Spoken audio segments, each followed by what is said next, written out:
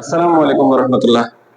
आज हमारा chapter wise test number 3 है और इसमें हम डिस्कस कर रहे हैं लॉजिकल रीजनिंग। अच्छा जी, ये लॉजिकल रीजनिंग बहुत आसान है, इस पर कभी भी तुक्का ना लगाएं, कभी भी ये ना हो कि आपके टेस्ट के दौरान आपका स्टेमिना लूज हो जाए, तो इस तरह कभी ना करें। अच्छा जी, तो लॉजिकल क्वेश्चंस को कैसे सॉल्व करना है इसका तरीका सुनिए। Question number 172, the number series is given. 172 में नंबर सीरीज गिवन है 2, 6, 12, 20, 30। अच्छा, तो जब भी सीरीज होगा तो सबसे पहले काम आप लोगों ने ये करना है कि इसमें डिफरेंस देखना है। अगर डिफरेंस से आप लोगों ने पहचानना है, अगर डिफरेंस आंसर आ गया ठीक है, वरना फिर हम स्क्वायर से देखेंगे। अगर स्क्वायर से आंसर नहीं आ रहा तो फिर हम क्यूब से देखेंगे। तो ये बात याद रखिए। तो पहले हम डिफरेंस देखें, तो 2 और 6 में डिफरेंस है 4 डिफरेंस आ गया। फिर 6 और 12 में डिफरेंस है 6, और फिर 12 और इसमें डिफरेंस है 8, और फिर 20 और 30 में डिफरेंस है 10। तो अगर हम इस डिफरेंस को देखें, ये डिफरेंस असल में इवन नंबर में ज्यादा हो रहा है। ये डिफरेंस जो आ रहा है, इधर 4 इंक्रीज आया, इधर 6 इंक्रीज आया, 8 इंक्रीज आया और 10 इंक्रीज आ रहा है, तो डिफरेंस इवन नंबर में इंक्रीज आ रहा है। तो इसका ये मतलब हुआ कि नेक्स्ट जो इवन नंबर इंक्रीज होगा वो 12 होगा, तो 13 में 12 प्लस करो तो ये आ जाएगा 42 is the correct answer, option C. Option C. Question number 173। 173 में कह रहे कि which is odd one up out, यानी इसमें कौन सा डिफरेंट है, कौन सा डिफरेंस है। तो ऑप्शन ए को अगर आप देखें, ये है 121, ऑप्शन बी है 144, ऑप्शन सी है 169 और ऑप्शन डी है 225। तो पहला काम आपने डिफरेंस देखना है, दूसरा काम आपने स्क्वायर देखना है। तो स्क्वायर को देखो, ये 11 का स्क्वायर है और ये 12 का स्क्वायर है और ये 13 का स्क्वायर है और ये 15 का स्क्वायर है। तो अगर आप इसको देखें, ये ऑड का स्क्वायर है, ये ऑड का स्क्वायर है, ये ऑड का स्क्वायर है, तो ये तीनों आपस में सेम है, लेकिन ये इवन का स्क्वायर है, तो ये सब में डिफरेंट है। तो option number B is the right answer. B सब में डिफरेंट है, यानी ये भी ऑड का स्क्वायर है, ये भी ऑड है, ये भी ऑड है, लेकिन ये वाला इवन है, तो ये सब में डिफरेंट है। Option B. Question number 174। 174 को हल करने के लिए आप इस तरह करेंगे, ए बी सी लिख लें, A B C D E F G H I J K, कहां तक है, J K L M N O P, बस ये लिख लें। तो अगर आप देखें, फिर इसने कहा कि सीरीज में है, सीरीज में ए डी जी और जे, ये सीरीज में है, तो इसका मतलब है कि ए के बाद डी आया, तो इसका मतलब दो मिस हो गए, डी आ गए। फिर डी के बाद जी आया, इसका मतलब फिर दो मिस हो गए। फिर जी के बाद जे आ गया, इसके मतलब फिर दो मिस हो गए। इसका मतलब है के बाद फिर दो मिस होंगे, तो इसमें एम आएगा। M is the correct answer, option number B. Option number B is the correct answer. Question number 175 कह रहे कि कैट इज टू 3 120। तो अब देखें, एबीसी में देखें, कैट 3 नंबर पर है, ए 1 है, बी 2 है, ए 3 है, ये 4 है, ये 5 है, ये 6 है, ये 7 है, ये 8 है, ये 9 है, 10 11 12 13 14 15 16 एंड सो ऑन। तो ये अल्फाबेट के नंबर केवल है, क्योंकि सी की जगह 3 है क्योंकि सी 3 नंबर पर है, ए की जगह 1 है क्योंकि ए 1 नंबर पर है, और डी की जगह 20 है क्योंकि डी 20 नंबर पर है। तो इसका मतलब अल्फाबेट के नंबर्स के बने कि कौन सा अल्फाबेट कौन से नंबर पर है। तो ये कह रहे कि डॉग बताओ, डॉग का बताओ। तो डी किस नंबर पर है, 4, तो मैंने लिखा 4। अब ओ किस नंबर पर है, ओ 15 पर है, तो मैंने लिख लिया 15। और जी किस नंबर पर है, जी 7 पर है, तो आगे 7, 4 15 7। Option number A, option number A. Question number 176। 176 में कह रहे हैं कि पा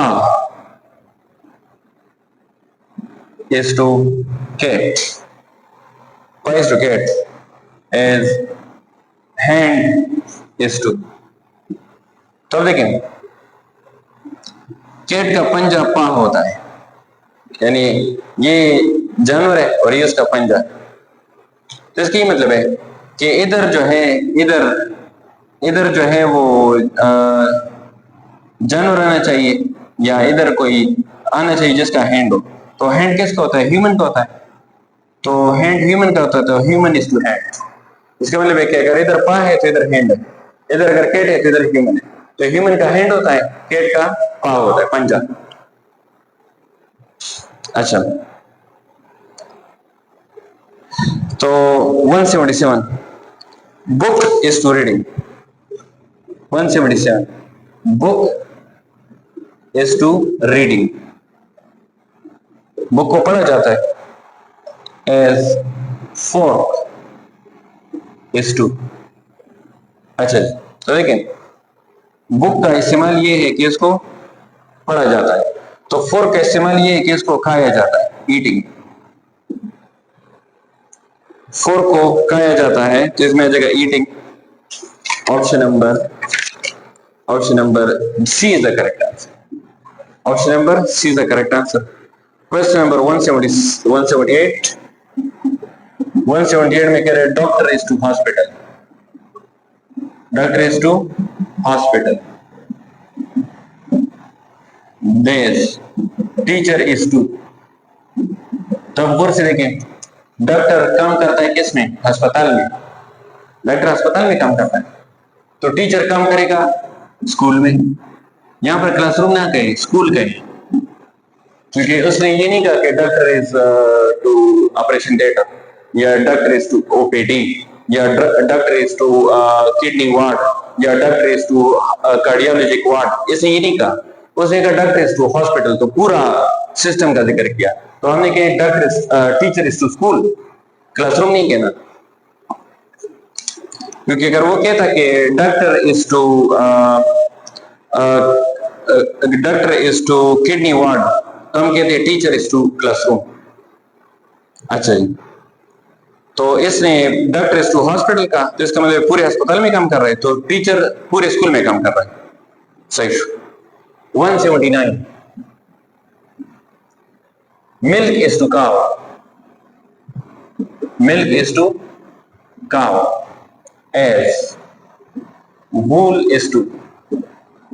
तो देखें, मिल्क हासिल होता है काव से, मिल्क हासिल होता है काव से, तो शीप से हासिल होता है वूल। तो sheep is the correct answer. Option number B इसमें आ जाएगा। 179 में ऑप्शन बी आ जाएगा, और 178 में मैंने नहीं देखा, 178 में आ जाएगा ऑप्शन नंबर 177 में, 177 में ऑप्शन नंबर सी, और 178 में ऑप्शन नंबर सी स्कूल, और 179 में शीप भी। 180 इफ टुडे इज मंडे। अच्छा, टुडे इज मंडे। अच्छा, आज मंडे का दिन। What will be the day after 40 days? तो आफ्टर 40 डेज कौन सा दिन होगा? आफ्टर 40 डेज कौन सा दिन होगा? तो आपको तो पता है कि ये जो वीक्स है इसमें 7 डेज होते हैं।